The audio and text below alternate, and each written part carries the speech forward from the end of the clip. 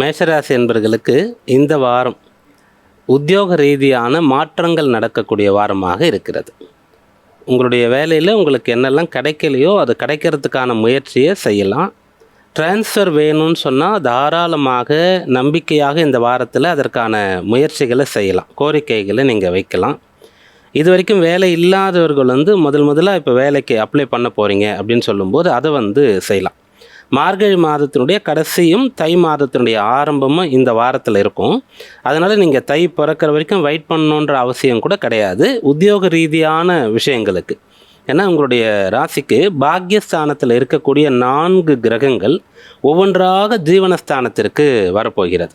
அப்போ ஜீவனஸ்தானம் வலுக்கிறது அப்படின்றது அர்த்தம். அதனால் மேஷராசியில் இருக்கக்கூடியவர்களுக்கு இந்த வாரம் உத்தியோக விஷயங்கள் ரொம்ப சிறப்பாக இருக்கும்.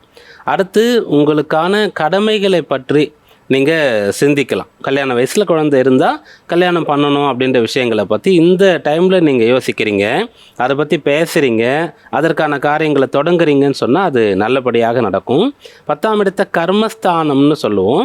நீங்கள் ரொம்ப நாளாக பித்திரு சம்பந்தம் அப்பாலாம் இல்லை அப்படின்னு சொன்னால் அவங்களுக்கு காசிக்கு போயிட்டு வரணும், திரிவேணி சங்கமம் போயிட்டு வரணும், கயாக்கு போயிட்டு வரணும் அப்படின்னா அதெல்லாம் இந்த வாரத்தில் நீங்கள் யோசிக்கலாம்.